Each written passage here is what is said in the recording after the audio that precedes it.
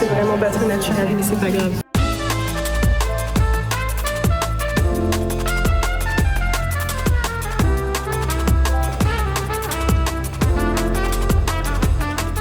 Bonjour le vlog.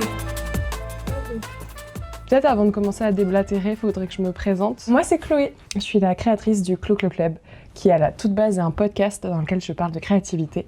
Mais avec les années, c'est devenu un petit peu plus. C'est vraiment une safe place en fait pour les personnes créatives qui ont envie de reconnecter un peu avec leur créativité, qui sont déjà créa mais juste qui se sentent un peu seules peut-être dans leur pratique ou dans leurs doutes. Et je suis là pour blablater, partager, expérimenter plein de techniques, des trucs comme ça. Et j'ai décidé de me lancer et de faire des vlogs, d'où cette introduction très formelle et très officielle, alors que je reviens d'une des boutiques les plus adaptées aux esprits créatifs, puisque j'étais chez Rougy et Play pour racheter deux trucs très utiles dans la vie. Bon, un cutter, mais surtout les meilleurs carnets. Voilà, parce que tu ne le sais peut-être pas, surtout si tu débarques sur cette vidéo pour la première fois. Vraiment, je te parle comme si tu me suivais déjà sur les réseaux. Mais je suis une grande fan de carnets, puisque je tiens des journaux intimes et je donne aussi des cours de journaling illustré. Donc en gros, c'est un mélange entre du journal intime, du dessin un peu BD, assez spontané aussi, et pour raconter ta vie en fait, tout simplement. C'est un truc que moi je fais dans des journaux intimes depuis un bon moment, et ce matin, j'ai fait le truc le plus satisfaisant, savoir que j'ai terminé ce journal qui m'a tenu de juin 2025 à janvier 2026. Beau bébé quand même. Et je suis une grande fan des Leuchtturm qui coûtent un rein, mais le papier est vraiment très cool parce que tu peux faire aussi bien du dessin, du collage que juste écrire. Bref, j'ai terminé celui-là, il va rejoindre tous mes autres journaux intimes qui sont tout là-haut. Et je vais pouvoir entamer un nouveau qui a la même couleur que celui que j'utilise pour mes idées du podcast, qui est le format juste en dessous en termes de taille. Voilà, on commence avec une incitation à la consommation finalement.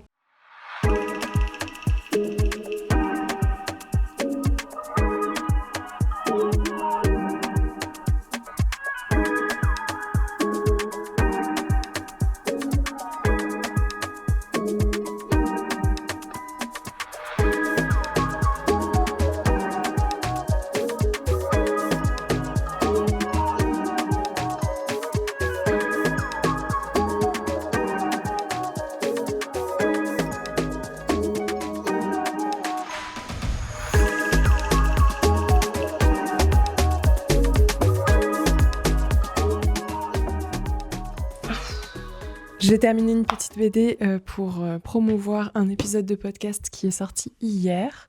Je suis un peu dans le rush en ce moment parce que je dois gérer de front toutes les publications pour le podcast et le Clo Club de manière générale un peu à la dernière minute.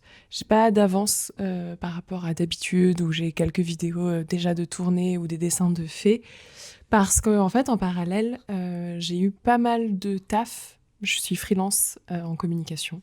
Et du coup, j'ai eu beaucoup de projets qui sont sortis là en même temps. Et les dernières 48 heures, j'ai assez peu dormi et pas mal taffé. Donc je suis KO. Je vais éviter de garder tous les plans où je baille, parce qu'il y en a beaucoup trop. Mais là, il est quoi ? 16h ? Ouais, oh, ça va. J'ai avancé un peu comme je voulais. Donc là, j'ai ce post-là qui sort à 18h, qui est fait, qui est chouette, assez efficace, je trouve, où je parle de 7 épisodes. Je vais faire un petit insert. Juste là. Merci la Chloé du montage. Je vais me mettre à taffer un petit peu, justement pour le freelance, parce que j'ai quand même des choses à boucler. Et après, on ira au cinéma voir Hamnet. Je filme pas toi, mais bordel, c'était incroyable. C'est un très beau film.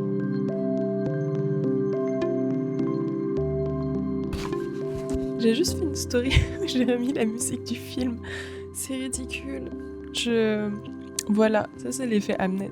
J'étais comme ça hier dans la salle de cinéma pendant, je pense, au moins 45 minutes. J'ai pas voulu faire de débrief à chaud de la séance de cinéma parce que j'avais besoin de digérer toutes ces émotions. Et pourtant j'ai lu le livre, donc je savais à quoi m'attendre, mais je trouve que c'est pire parce que tu sais que c'est extrêmement bien adapté et du coup tu te tapes en fait la connaissance de ce qui va arriver en plus du dénouement lui-même. Et ça rajoute une tension et des émotions. Enfin, j'étais avec une pote qui l'avait lu aussi. Et toutes les deux, on était en larmes, mais avant même la deuxième moitié du film.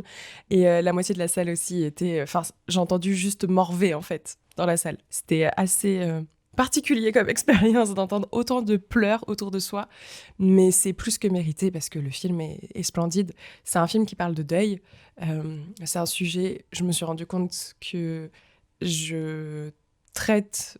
Enfin, que pas je traite moi, mais que je lis et consomme énormément depuis quelques années. Et pourtant, voilà, je fais partie de ces personnes qui ont eu la chance de ne pas y être trop exposées dans la vie. Et pour autant, ça me passionne. Et je trouve que ça véhicule tellement de choses, que ce soit un adieu définitif ou un au revoir. La période de deuil, de dire au revoir à quelqu'un dans sa vie, peu importe la raison, ou un lieu d'ailleurs, pas qu'une personne, c'est très fort. Et là, franchement, l'adaptation est réussie. J'ai eu un peu de mal au tout début à rentrer dans le film, mais en fait, j'avais eu un peu de mal à rentrer dans le livre. Donc, ça m'a pas tant surprise. Les acteurs sont excellents. Si au moment où cette vidéo sort, Jessie n'a pas eu un Oscar, je ne comprends pas ce qui se passe. Parce qu'elle est... En fait, on a l'impression vraiment de filmer dans l'intimité de vraies personnes. C'est, voilà, en costume d'époque, bien sûr, mais... Il y a quand même ça qui ressort.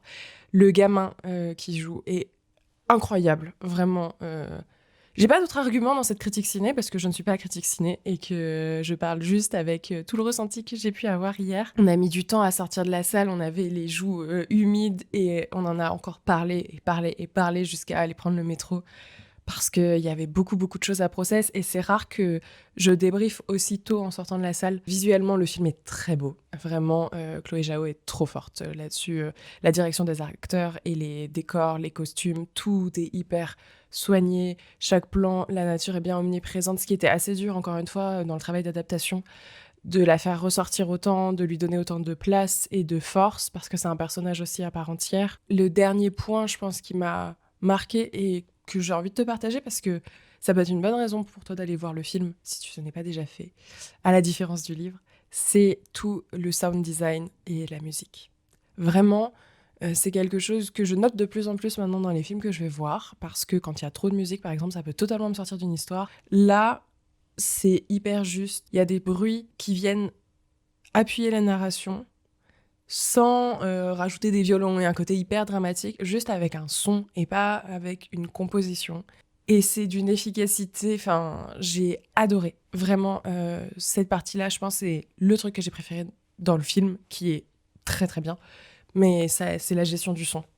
Donc voilà, là, je me suis remise de mes émotions, j'ai trop bien dormi et je t'emmène avec moi dans cette petite journée. Je pense que je vais faire un tour à la ressourcerie parce que j'ai un sac de fringues à donner depuis 1 an. Et ce soir, si tout va bien, je vais à la dédicace du nouveau roman de Morgane Hortin. Et ça, j'ai trop hâte aussi, parce que pour le coup, en termes d'autrice contemporaine, je trouve que Morgane a un talent incroyable et je suis une grande fan de ses livres. Vraiment, je les ai tous. Je vérifie en même temps, mais oui, je les ai tous. Et j'ai très très hâte de voir celui-là parce qu'elle y parle de son rapport à la lecture.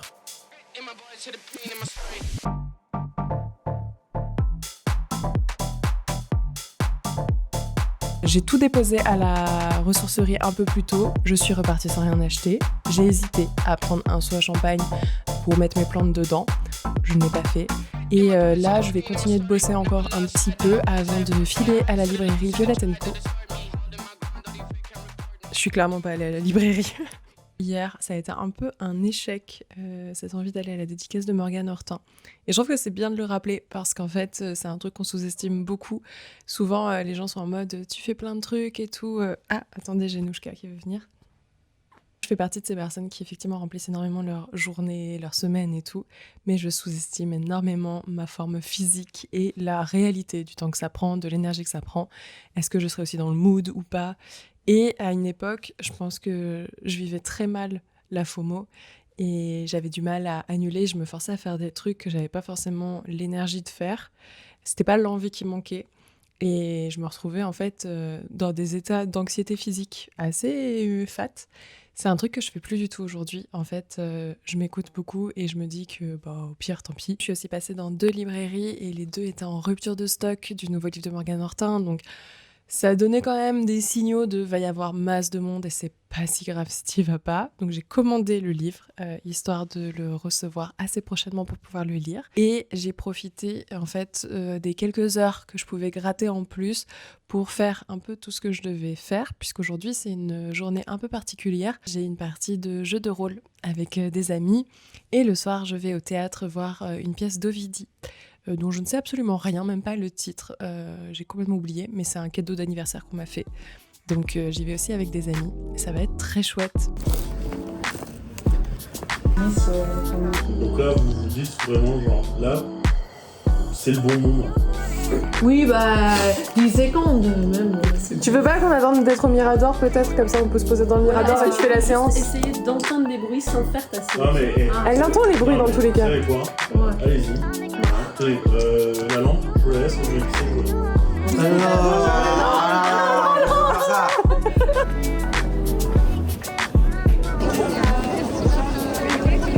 Tu vas être dans le vlog.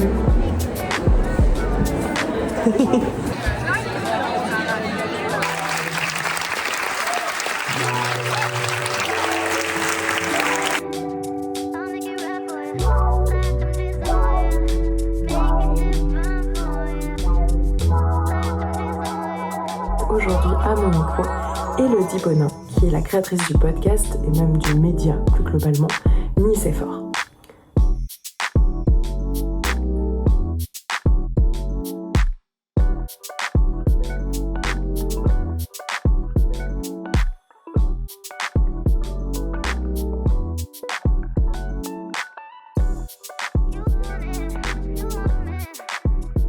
Pas mal douce et chaleureuse, vraiment je me sens très chanceuse dans ce que je fais.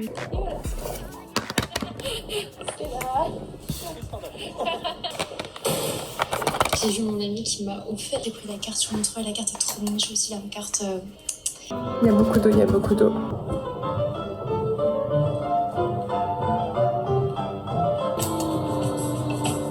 Ah, tu as vu, je peux encore marcher.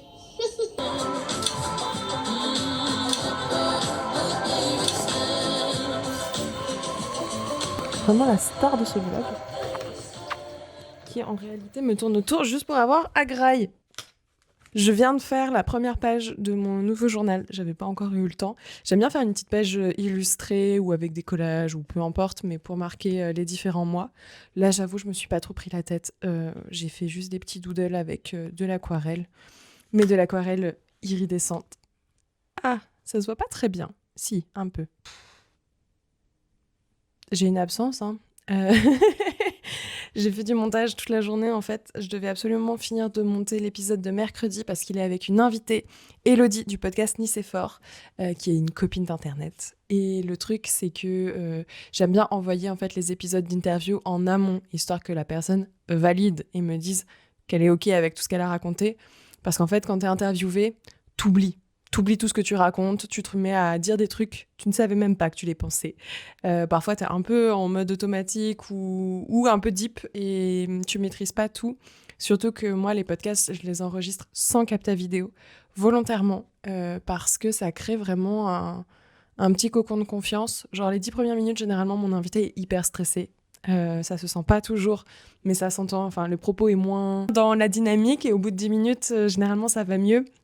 Donc là, j'ai coupé tout le début, j'ai fait le montage, je lui ai envoyé et elle est assez contente. Je commençais un peu à m'inquiéter en me disant mais en fait peut-être que quand tu vas m'envoyer l'épisode, je vais plus être en phase avec les propos que j'ai portés ou je ne vais pas les assumer. Et notamment le passage avec Robert Doisneau. Je me rends compte que je suis une horrible personne qui met vraiment tous ses messages vocaux en x1,5 ou x2. Pardon Élodie. Promis, le podcast, lui, il est pas en x,5 ou x2. C'est pour ça que je mets autant de temps à le monter, d'ailleurs, c'est que je l'écoute vraiment en vitesse normale. Comme ça, je profite, en fait, pour couper et voir la narration, ce qui me plaît pas, comment je vais réagencer peut-être certains passages. Mais surtout, j'en profite pour faire une première partie du mixage son, en fait, à ce moment-là. J'aime avoir la main dessus tout de suite, parce que sinon, j'oublie que j'ai la flemme de tout noter pour faire une repasse par derrière. Donc, je mets 3 fois plus de temps. Là, j'y ai vraiment passé 5 heures pour 45 minutes d'épisode, un truc comme ça. Donc, c'est assez dense, Mais le résultat est chouette. Après, c'est la première interview que je fais de 2026, mais le fait est qu'elle a été enregistrée en novembre et sur un peu l'ancien modèle des interviews, donc ce que je fais jusqu'à présent, voilà. Le truc, c'est que c'est un modèle dans lequel moi, je me reconnais de moins en moins, qui m'intéresse moins. Je trouve que c'est moins cadré, enfin, il manque des trucs et ça part un peu trop dans tous les sens. Et j'ai pas encore trouvé l'idée qui me plaît, en fait, pour faire des interviews à nouveau. Donc, pour le moment, j'ai fait un enregistrement avec une personne qui fait des miniatures. Petit teasing. Et je pense que je vais monter l'épisode un peu différemment que juste une interview, essayer de faire un truc un peu plus immersif / documentaire / ponctué de mes commentaires, je sais pas trop, mais qui s'apparente peut-être plus à mes épisodes solo où je fais un peu ça. Et puis voir en fait pour les prochaines interviews ce que je fais, comment je le fais, parce que pour l'instant j'ai rien calé à cause de ça. J'ai eu une grosse phase de doute aussi sur tout décembre et janvier. J'ai plein de trucs que j'ai envie de changer.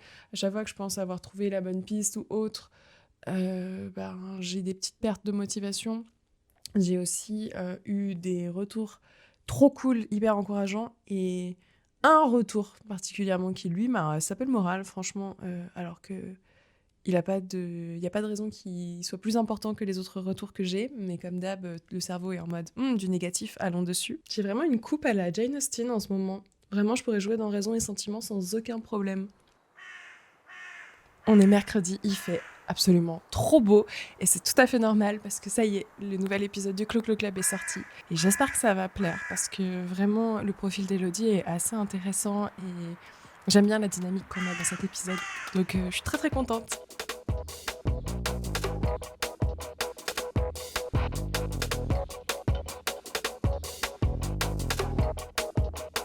Je vais aller profiter du soleil, je vais marcher jusqu'à la librairie pour enfin aller récupérer le livre de Morgan Hortin. Je vais aussi regarder un petit peu les BD parce que j'ai écouté l'épisode de Pardon GPT, excellent podcast, avec Boulet. Boulet, c'est un de mes illustrateurs de BD d'enfance qui a construit en grande partie mon trait graphique puisque j'ai beaucoup poncé ses dessins, que ce soit dans Cho Magazine, que ce soit Ragnarok, que ce soit ses notes, enfin toutes ces BD m'ont beaucoup inspirée. Pareil, quand j'ai commencé à faire des dessins sur mes blogs à l'époque, c'était pas mal inspiré de lui. Il est un peu dans mon petit panthéon personnel. Il y avait Boulet, Digli, Maureen Vingrove qui est incroyable aussi, Margot Motin et Pénélope Bagieux que je consultais un petit peu plus au compte-gouttes mais qui était aussi très importante. Et c'est vrai que ça m'a pas mal marqué dans ma façon d'approcher le dessin. Bref, je sais qu'il a ressorti une réédition du coup de tout Ragnarok avec enfin la fin de Ragnarok. Donc je vais voir s'ils l'ont à la librairie, j'espère. Franchement, ça me ferait trop plaisir de me replonger dedans. J'adorais la fée. Mais là, c'était mon personnage que je kiffais vraiment petite. Donc voilà, il y a ça. Et si je me déterre un petit peu, j'ai ressorti cette veste que j'aime beaucoup, mais qui est un peu palote pour moi, je trouve. J'ai hésité un moment à la teindre en rouge ou en jaune. Je suis pas convaincue. J'ai trop peur du résultat parce que y a que certains types de couleurs que j'aime bien dans ces nuanciers. Enfin, rouge-jaune, c'est très large. Il y a des teintes très spécifiques que j'ai en tête et qui me vont bien. Je veux pas faire n'importe quoi. Donc, je me dis que comme c'est un peu risqué, un truc que je maîtrise et que je peux enlever si vraiment ça va pas, c'est la broderie. J'avais commencé en fait à broder, ce qu'on voit, oui, des petits dessins, les manches et tout, il y a quelques années. J'ai absolument pas fini. Ça se voit, là, ça c'est censé être une tulipe comme ça. Il n'y a pas. Et je me dis que peut-être avec du fil rouge et du fil rose, venir remplir un petit peu les motifs, en rajouter d'autres et tout, ça peut être sympa. Ça peut donner un petit peu plus de vie que là, j'étais partie sur des marrons et des beiges et où c'est très joli, hein, mais ça fait trop ton sur ton. Et en fait, on dirait que je manque de vitamines, très clairement. Et encore, j'ai mis du blush. Donc je vais voir si jamais ce sera un peu ça ma petite pause du jour. Et voilà, je pense que le vlog va se terminer là. En vrai, j'ai pas mal filmé, c'était beaucoup à la maison. J'espère pouvoir sortir un petit peu plus dans les prochains vlogs, très clairement. Mais c'était une première pour moi et c'était grave cool à faire. Donc je te laisse avec très certainement les images de la librairie. Moi très contente si je trouve la BD. Moi très déçue si je trouve pas la BD. Et je te dis à très prochainement dans un nouveau vlog. Ah et j'oublie, vraiment va écouter le Clo-Clo Club. En fait je suis en podcast toutes les semaines. Voilà, tu peux me rejoindre aussi sur les réseaux sociaux, je partage mes dessins et tous les trucs très cool.